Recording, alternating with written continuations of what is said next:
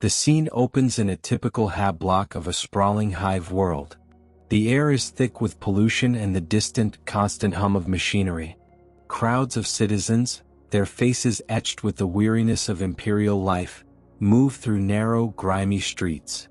The local enforcers, perhaps corrupt or simply indifferent, watch from the shadows. Suddenly the crowd parts. A squad of imposing, black-armored figures marches through with grim purpose. Their carapace armor is unadorned and functional, their helmets featureless and intimidating. The citizens avert their eyes, a mixture of fear and resentment on their faces. The sound of their heavy, synchronized footsteps echoes, a stark contrast to the chaotic noise of the hive. This is the Adeptus Arbites, and their arrival is never a welcome sight. Their sacred purpose, the Adeptus Arbites, are not mere police. They are the Adepta of the Adeptus Terra, tasked with one sacred duty: enforcing the Lex Imperialis, the Imperial Law, across the entire Imperium of man. They are the final bulwark against the rot of heresy, rebellion, and secession that threatens humanity from within. While the Astra Militarum holds the line against external Xenos threats, the Arbites wage a daily, grinding war against internal decay.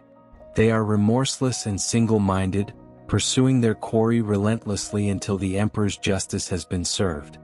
Their mission is to ensure the stability of the Imperium, a stability paid for in blood and absolute obedience. Jurisdiction. The big picture. A common misconception is that the Arbites concern themselves with petty crimes. On an imperial world where murder is as common as the rising of the sun, a single death is inconsequential to them. They care little for theft, local disputes, or tax evasion unless these crimes directly affect the interests of the wider Imperium, specifically, its ability to function and pay its imperial tithe. Their true focus is on the macro-level crimes that can shatter entire worlds, rooting out recidivists, secessionists, and heretics. Their most common duty is overseeing that each planetary governor fulfills their planet's tithe to Terra.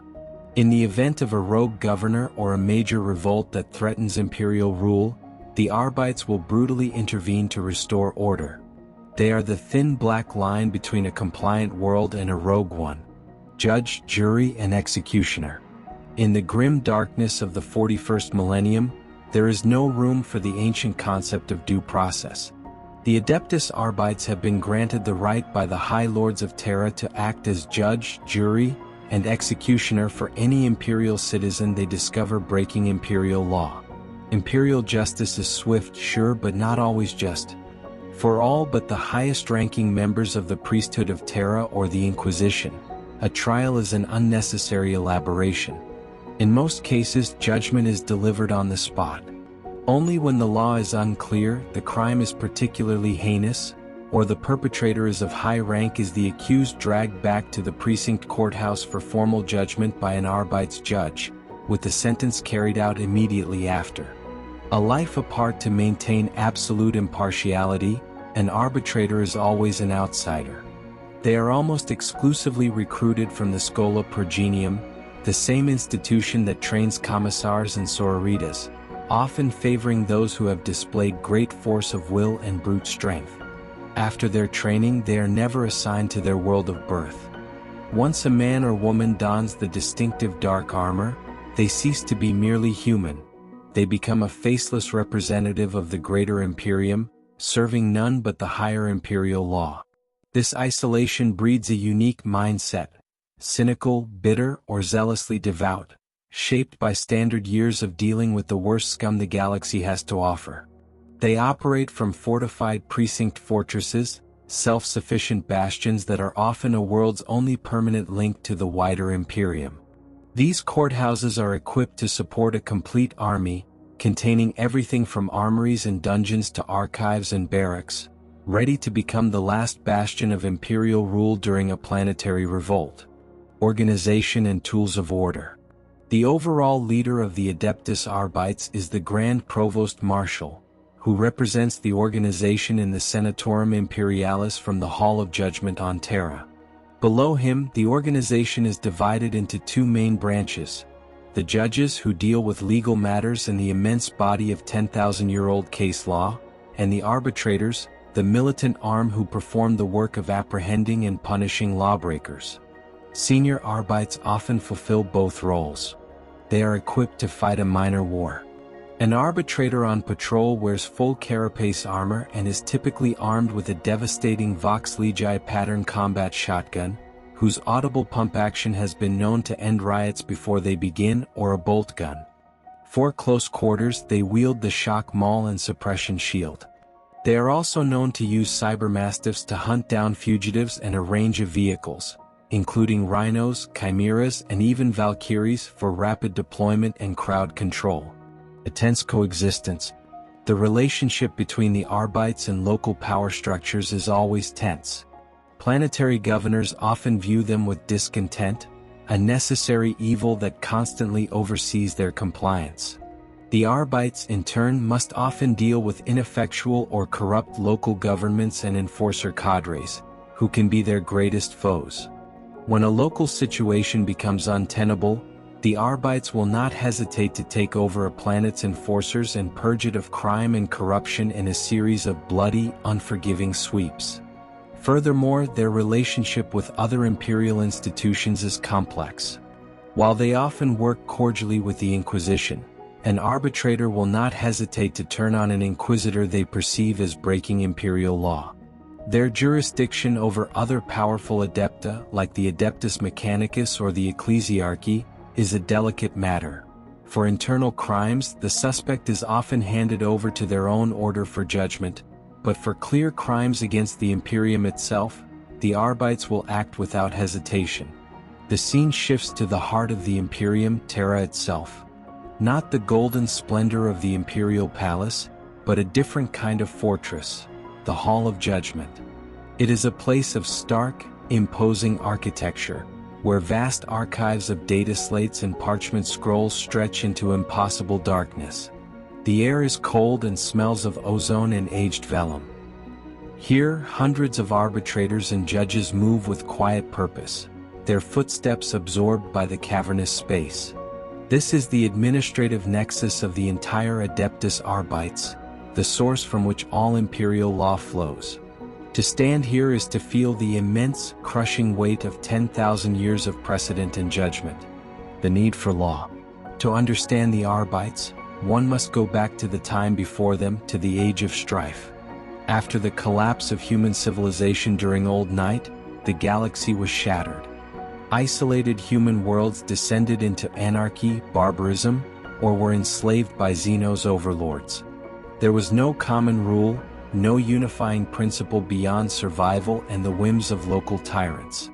When the Emperor of Mankind revealed his grand plan to reunite humanity through the Great Crusade, he faced a galaxy of countless worlds, each with its own fractured and often contradictory legal systems. A new universal law was required, one that would bind the fledgling Imperium together and prevent it from splintering back into the madness of Old Night. The Lex Imperialis and the first judges, the solution was the creation of a single overarching legal code, the Lex Imperialis. This was not merely a set of rules, it was the foundational doctrine of the new human empire, a comprehensive system designed to ensure compliance, order, and the smooth functioning of the imperial war machine. But a law is nothing without enforcers. The Emperor, in his foresight, created an institution to be its guardians. The earliest precursors to the Arbites were the Imperial Army's provost marshals and the specialized enforcement cadres attached to the expeditionary fleets. Their duty was to maintain discipline not only within the military forces but also on the newly compliant worlds, ensuring that the imperial truth was upheld and that local rulers adhered to the new galactic order. The Horus Heresy, the crucible of suspicion. The Horus Heresy did not just create the Arbites, it forged them in fire and betrayal, defining their cynical and uncompromising nature for all time. The heresy was the ultimate proof that no one, not even the most trusted and beloved of the Emperor's sons, was above suspicion. The very institutions meant to protect the Imperium had turned against it. In the aftermath, as the Imperium lay bleeding, the role of the law enforcers had to be re-evaluated completely. They could no longer be mere extensions of the military or simple compliance officers. They had to become something harder, more independent, and eternally vigilant against corruption from within. The heresy taught the Imperium that the greatest threat often comes from one's own house. The Codex Astartes and the separation of powers in the restructuring that followed the heresy, Robert Guilliman's Codex Astartes played a pivotal role. It decreed the dissolution of the massive Space Marine legions into smaller, more manageable chapters. A key part of this doctrine was the formal separation of military and policing powers. The Adeptus Astartes were to be the spearhead, the elite fighting force deployed against the most dire threats. They were not to be bogged down in garrison duty or the administration of planetary law. This vacuum, this critical need for a dedicated, galaxy-spanning police force, was filled by the formal establishment of the Adeptus Arbites. They were chartered as a full adepta of the Adeptus Terra, giving them the authority to operate on every imperial world, answerable only to the High Lords and the Lex itself. The Age of Apostasy and the Rise of the Ecclesiarchy. Centuries later, the Arbites faced another defining crisis during the Age of Apostasy. The reign of Goj Vandire and the despotic rule of his daughters of the Emperor threatened to tear the Imperium apart from within. During this time, the Arbites were caught in a terrible conflict of loyalties. Their duty was to the Imperium, but the Imperium was now personified by a madman who controlled the very mechanisms of state. Accounts from this period are fragmented, but it is clear that the Arbites were not a monolithic bloc. Some precincts likely remained loyal to Vandire, enforcing his will as the ruling power. Others may have resisted, leading to brutal civil conflicts within their own fortresses. The event taught them a harsh lesson about the dangers of concentrated power and reinforced their ultimate allegiance to the letter of the law, over any single individual, even a ruling High Lord. The evolution of an unforgiving mindset. Each of these historical traumas layered upon the Arbites' institutional psyche. From the Great Crusade, they inherited their unwavering purpose. From the Horus Heresy, they learned absolute paranoia and the necessity of judging even the most powerful. From the Age of Apostasy, they learned the perils of political entanglement. Over 10 millennia, this accumulated experience has hardened into dogma. The arbitrator of the 41st millennium is the product of this long, dark history. They do not seek to understand the criminal, for the law does not care for motive. They do not seek to rehabilitate, for the Imperium has no place for the weak-willed. Their only function is to identify the transgression and apply the prescribed punishment. This is not cruelty for its own sake. It is the distilled lesson of history, that mercy and ambiguity are the cracks through which heresy and rebellion inevitably seep. The living law. The history of the Adeptus Arbites is not a static thing, locked in ancient tomes. It is a living, breathing entity that continues to evolve with each new case, each new judgment, each new planetary revolt that is crushed. The precedents set in the Hall of Judgment 10,000 years ago are still cited in cases today. The laws written to counter the treachery of Horus Lupercal are the same laws used to condemn a modern-day secessionist. The Arbites are the custodians of this endless, accumulating history of sin and judgment. They are the past, constantly acting upon the present to secure the future of the Imperium. The scene opens on the massive, imposing edifice of an Arbites precinct fortress on a bustling imperial world. It is not a simple courthouse or barracks. It is a citadel designed for war and administration. Its walls are meters-thick plasteel and rockcrete, devoid of ornamentation save for the stark, imposing symbol of the Imperial Aquila. Heavy gun emplacements survey the approaches, and landing pads host armored Valkyries. The main gate is a vast, reinforced portal that can seal the entire fortress off from the planet it is meant to oversee. Inside, the atmosphere is one of grim efficiency. The halls are wide enough for a full squad in armor to march abreast. The lighting is harsh and fluorescent, glinting off polished black armor and dark, reflective visors. The air carries the scent of boot polish, ozone, recaf, and a faint, ever-present hint of fear from the holding cells deep below. The Schola Progenium, a cradle of judges. The journey of every arbitrator begins in the same place, the Schola Progenium. These institutions take in the orphan children of imperial officers, officials, and heroes, and forge them into the future instruments of the Imperium. Within these stern, regimented halls, a specific type of child is singled out for the Arbites. They are not the charismatic leaders destined to become commissars, nor the fanatical zealots chosen for the sororitas. They are the stubborn, the unyielding, those who display an innate, uncompromising sense of order and a physical robustness. They are the ones who follow the rules not out of desire for praise, but because the rules are the only thing that makes sense in a chaotic universe. Their childhoods are erased, their pasts irrelevant. They are taught that their only family is the Imperium, and their only parent is the law. The making of an arbitrator. The training is brutal and designed to break those who cannot withstand the absolute demands of the role. It is a curriculum of controlled violence and relentless indoctrination. Recruits drill for hours in weighted armor, learning to move and fight as a single cohesive unit. They are schooled in the use of the shock maul, the combat shotgun, and the suppression shield until the weapons feel like extensions of their own bodies. But the physical trial is only half of it. The greater challenge is the mental one.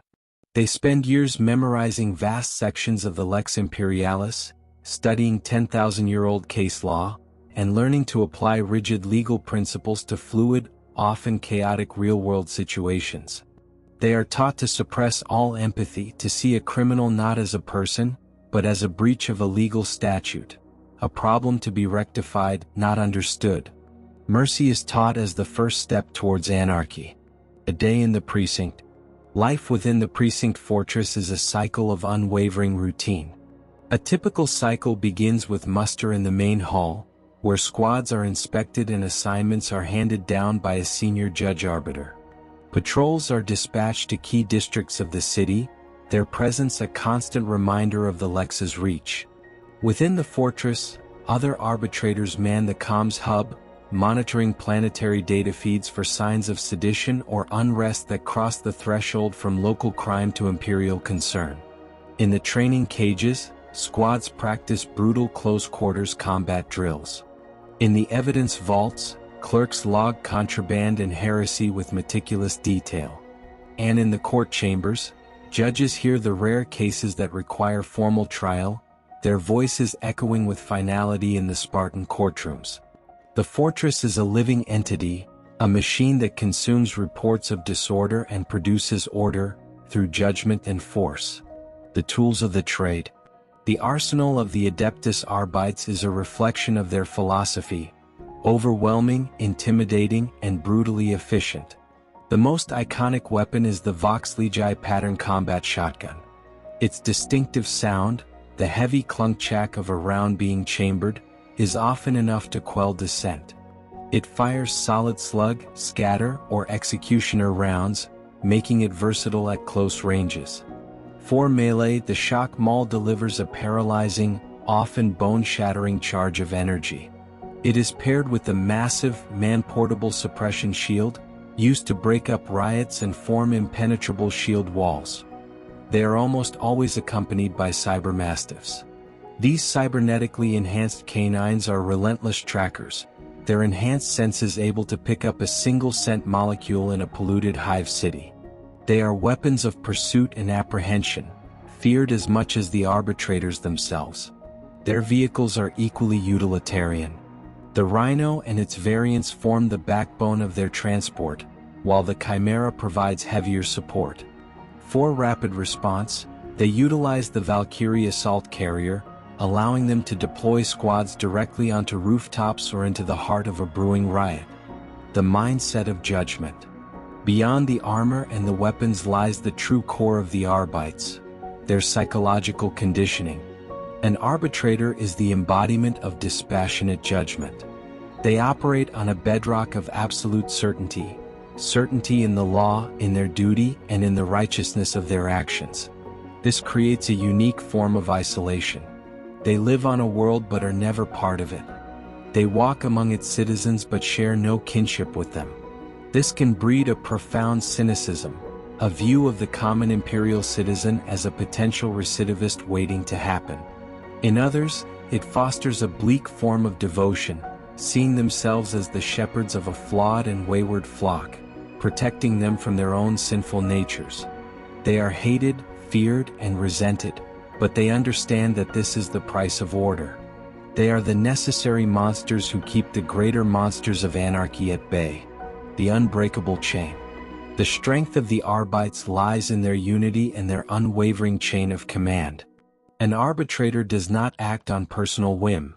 They act as a cog in a vast, galactic machine. From the lowliest probator on their first patrol to the senior arbitrator commanding a precinct, all are bound by the same lex. This absolute adherence to protocol and hierarchy is what allows a single precinct fortress to hold out against an entire planet in revolt. They are not fighting for a king, a governor, or a planet. They are fighting for an idea, the idea of Imperial Law. And in the grim darkness of the 41st millennium, that idea is one of the most powerful weapons there is. The scene is the opulent throne room of a planetary governor. Gilded statues and intricate tapestries adorn the walls, a stark contrast to the grim black-armored figures now occupying the space. The governor, clad in silks and fine jewels, stands before his throne, face pale with a mixture of outrage and terror. A squad of arbitrators, their armor scarred and smeared with the grime of recent combat, form a perimeter. Their cybermastiffs growl, a low, mechanical rumble. The senior arbitrator, a data slate in hand, reads the charges in a voice devoid of emotion, echoing in the suddenly silent hall. The charges are not of murder or theft, but of high treason and secession.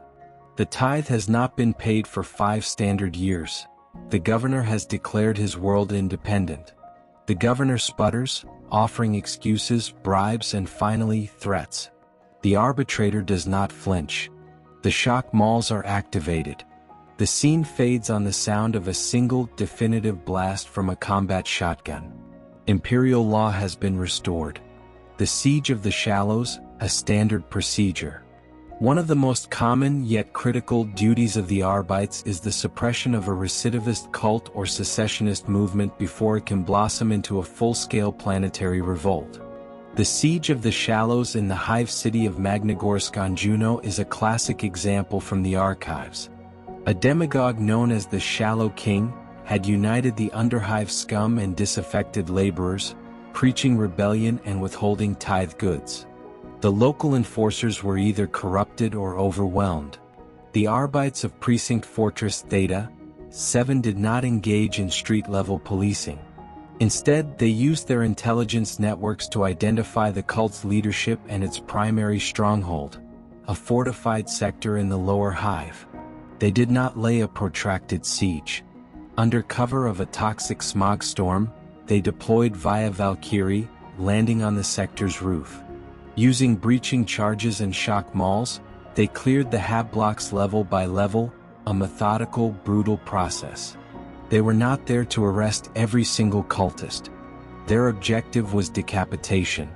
The Shallow King and his inner circle were located in a central reactor chamber. The arbitrators made no demands for surrender. They breached the door, formed a shield wall, and advanced under a hail of wild gunfire. The shock malls fell, the shotguns roared, and within minutes the leadership was eradicated. The rebellion, devoid of its head, collapsed into infighting and was easily mopped up by the now emboldened local enforcers. This is the Arbites' way, a precise, overwhelming application of force to eliminate the source of the infection. The vinculus commutation, a matter of tithe. Not all interventions are so blatantly violent. The case of the vinculus commutation showcases their legal and economic power. The agri-world of vinculus had, for centuries, met its tithe of grox and grain. Then the shipments began to slow. The quality diminished. The excuses from the planetary governor were plentiful. poor harvests, strange plagues, logistical issues.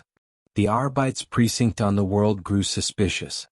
Their audit of the planetary data feeds, a right granted by the Lex, revealed the truth. There was no plague. The harvests were bountiful. The governor and the ruling cartels were siphoning off the best produce to sell on the lucrative black market, shortchanging the Imperium to line their own pockets. This was not just corruption, it was theft from the God Emperor himself, a direct violation of the Lex Imperialis that weakened the entire sector's food supply. The Arbites did not launch a full assault.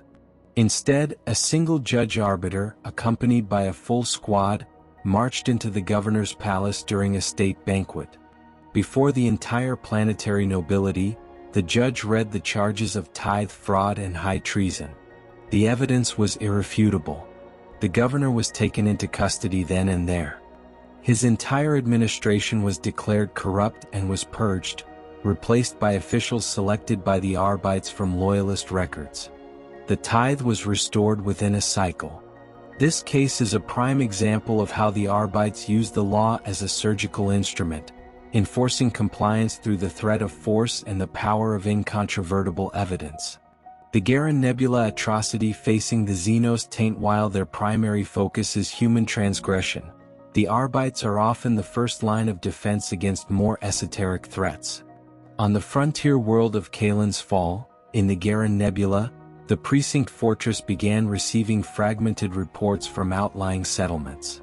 Citizens were acting erratically, speaking in unison, and displaying bizarre physical growths. The local authorities dismissed it as mass hysteria. The Arbites judge, however, recognized the signs from prescribed texts: genestealer infestation. This was no longer a matter of local crime, it was an existential threat to the entire world and a clear violation of the laws prohibiting Xenos interaction. The Arbites immediately went to war. They quarantined entire districts, authorizing the use of heavy flammers and plasma weaponry normally kept in reserve. They assaulted the mining complex identified as the primary hive of the infestation. The fighting was nightmarish.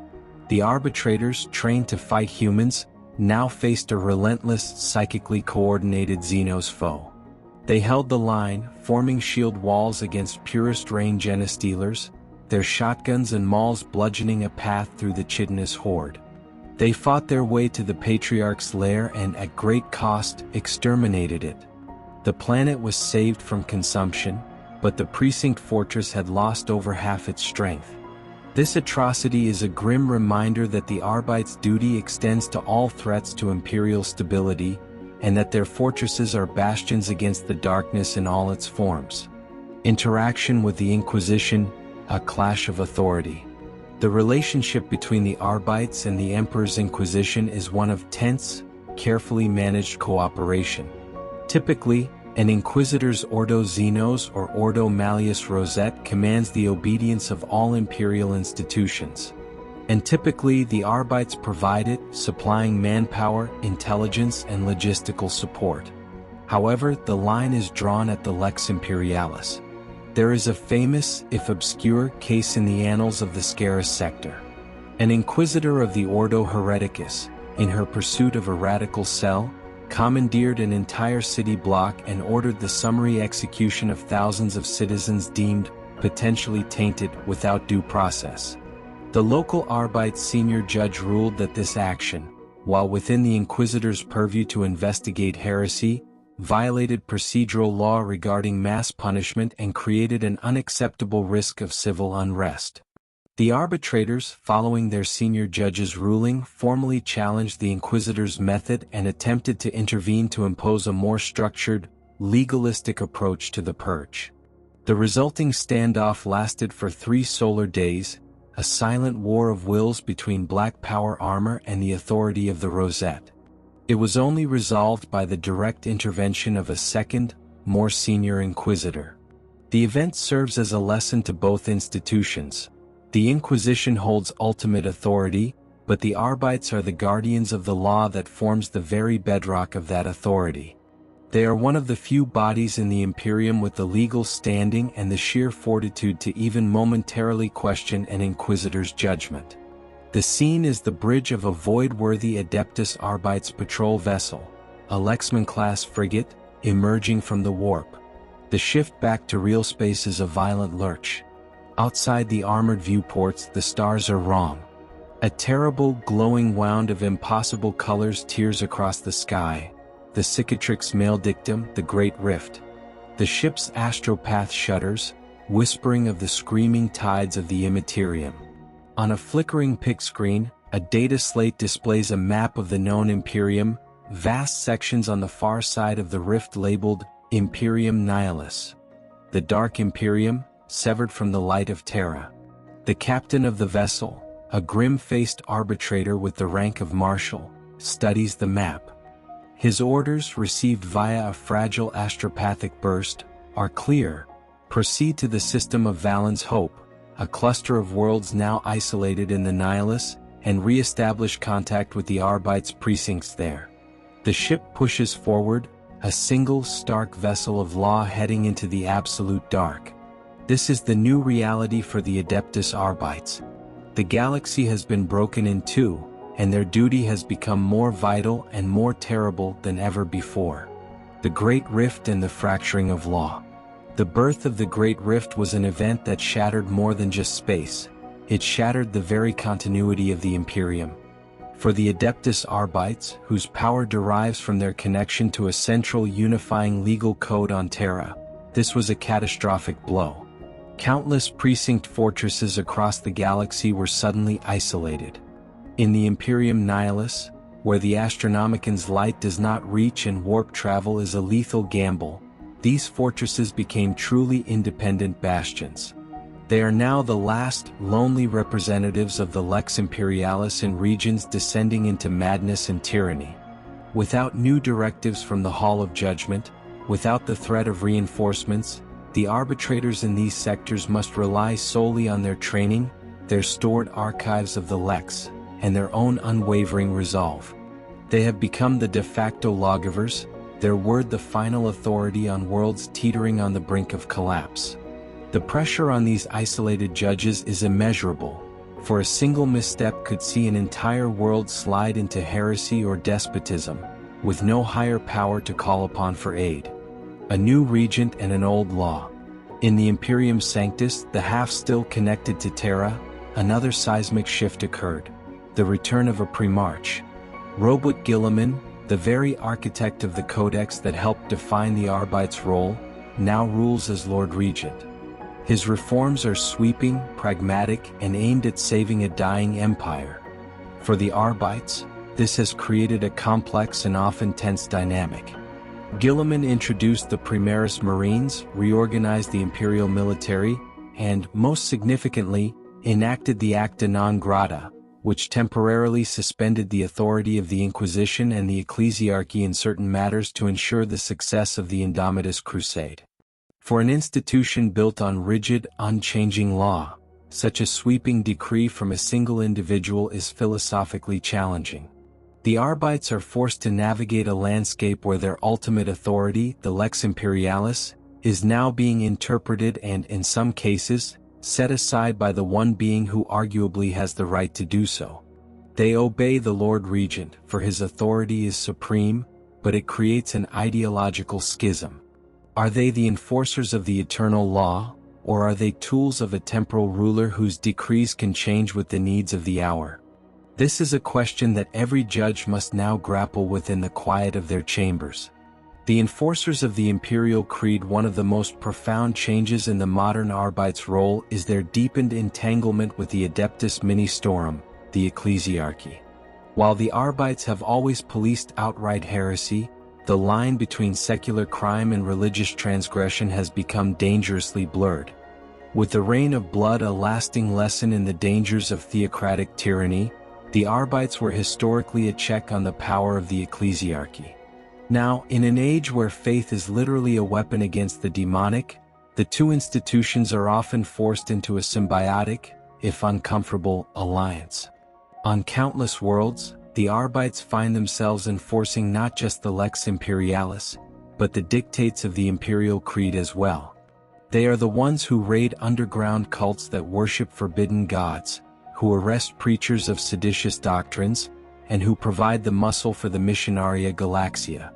They have become, by necessity, the secular arm of the state religion, their shock mauls and shotguns ensuring that the population's faith remains pure and directed.